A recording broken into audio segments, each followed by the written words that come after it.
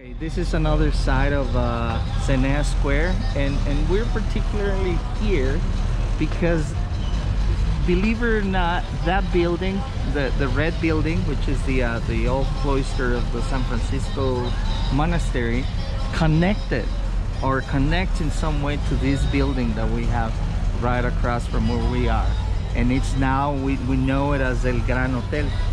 And the entrance to the Gran Hotel is on the other side, and this is the commercial side. Oh, that's right. Yes, and this street that we have, it's called Madero Street.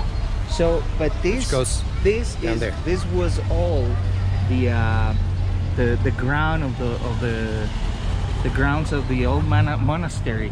In this commercial building that we have now, that is historic now, because during our revolution, our civil war, an important character called Venustiano Carranza is said to have had breakfast in the Gran Hotel.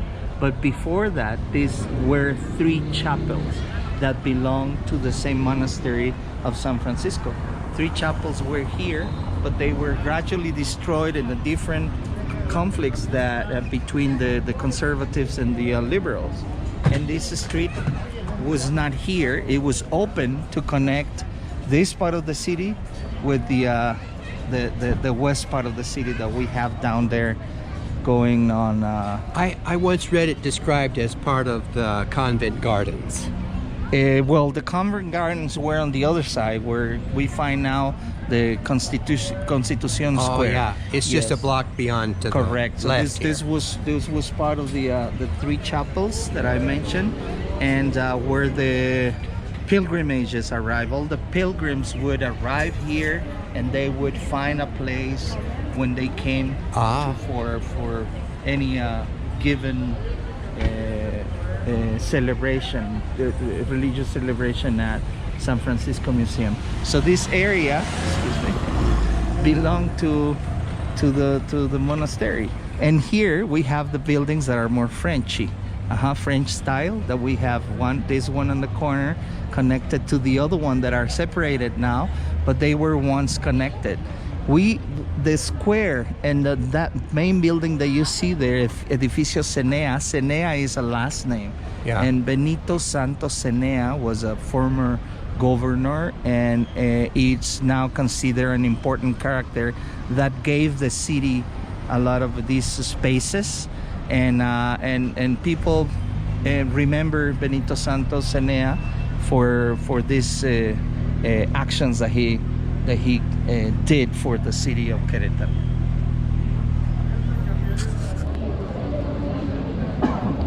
So here I am just kind of stopping to show you this tunnel that's been created out of box steel, and fiber optic cables. Look at this. This is new this year, or did we have it last year? I don't remember. Well, I mean, I don't think so. I know my first Christmas here in Querétaro 2019 did not have this here. Look at the size of it. It's just enormous. Sorry, I'm moving around a little quick, but I'm trying to keep up.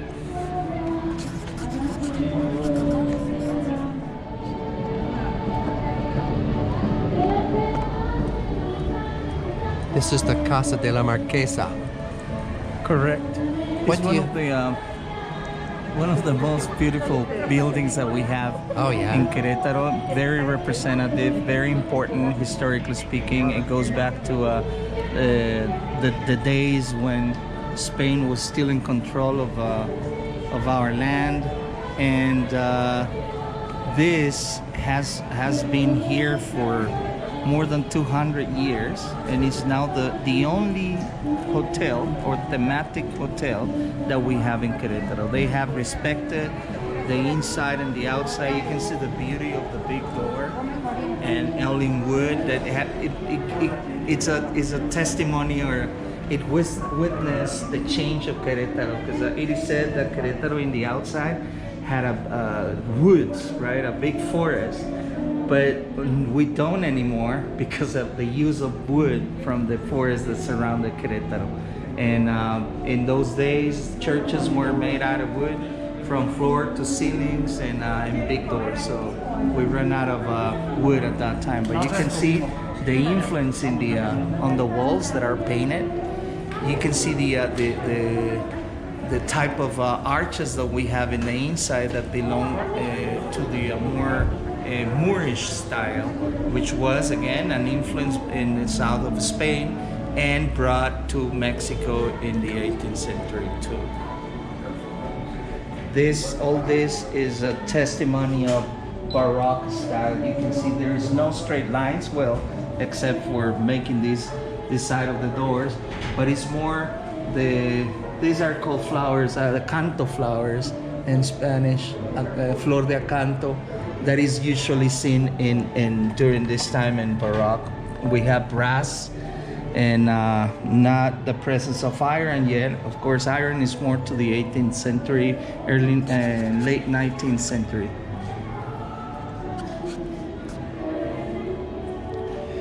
And from what I have read, this was discovered under layers of paint. Yes, correct. And they, the restorers, they try to fix it as much and as well as they could, but we can still say that they did a good job. So in many buildings, like the old buildings in Querétaro, they have tried to rescue or kept what they found under layers of paint and also under bricks or cement.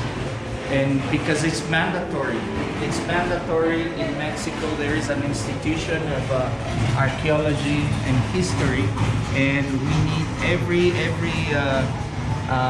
old building should be respected and kept. They can't do anything without the authorization of the INA, that's called Instituto Nacional de Antropología e Historia.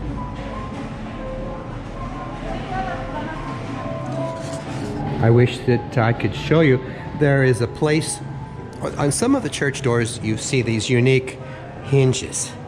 Now these doors seem to be more traditional, more modern, but there are, well no wait, this door is different. This door is different. They have this sort of cone and pin. So the whole thing sits down onto these pins. How many are there? 1, 2, 3, 4, 5. Now, look at that. Now compare over here. These are more modern. Similar, but not the same.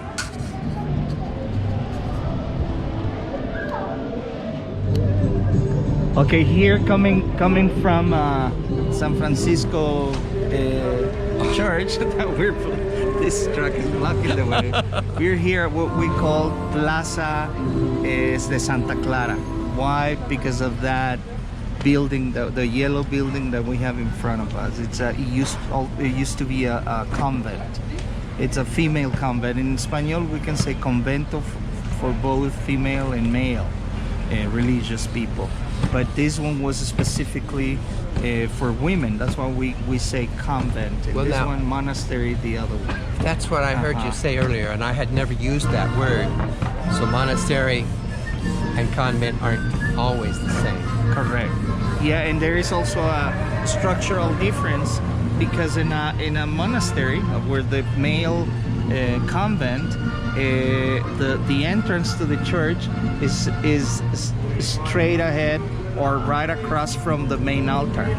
For a female convent like this one, it's on the other way. It's a side door, and the altar would be usually to the left, the main altar. So that would be the difference between a male and a female convent. Really? But it is important to know that from 1857-58, there was a creation of a new constitution. The constitution was made by the liberals. So in this important constitution, the liberals separated the church from the state.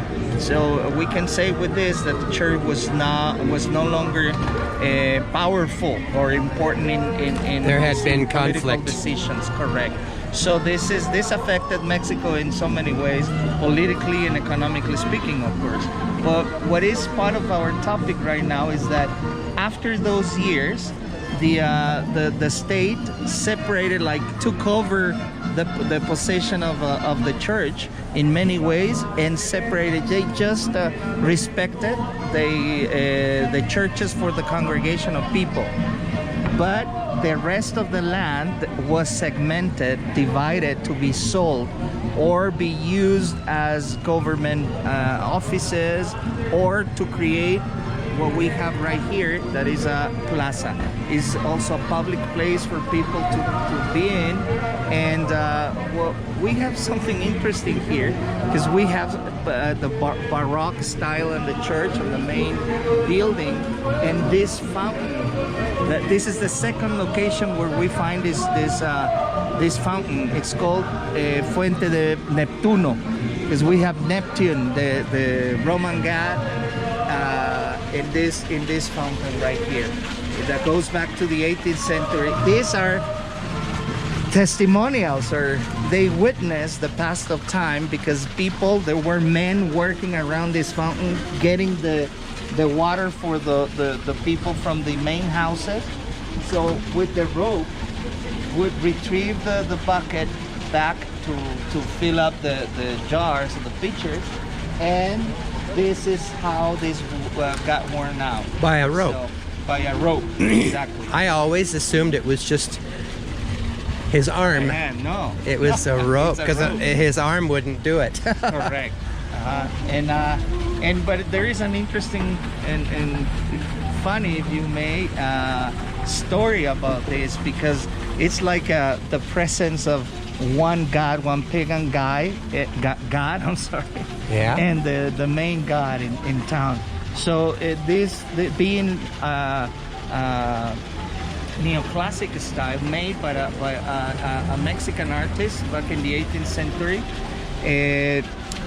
the people and apparently the priest of the convent did not like the competence, as I say, because they had another god right here. So, competition. Yeah, the competition. There you go. And between a pagan god and a Christian. Yes, correct. So what happened is that Neptune's statue disappeared one day in the early 20th century, and what happened was that it was kidnapped. Later, like 2 months later, the statue was found, but without a head. So they and the previous of the original statue was made out of sandstone. Cantera. And yes, correct. And now it's different. Now it is out of bronze and brass. I think it's so this is the story. And the owner, well, not the owner, the person who gave money for building this magnificent church was the son of the first governor in Querétaro, the indigenous governor, Conin. It was took the name Fernando De Tapia after he was baptized in the Catholic religion. Now his son, though, Diego De Tapia, he had only one daughter, and he raised his daughter, as a Catholic, and being the only daughter, the only child that he had, he wanted her, because that was the Spanish tradition. The youngest daughter would be given to God to become a nun. So he wanted her to do the same thing, but he had a problem. In the church, it was not authorized for natural indigenous Mexicans to be part of the church. So what he did, he gave away all his fortune in the construction of this convent and to give to the church. So this is how he showed he was a good Catholic. So this is what happened. And the church with its convent extended well beyond what we see. Yes. Way down there and way over there. Exactly. So that's what we're gonna get to see.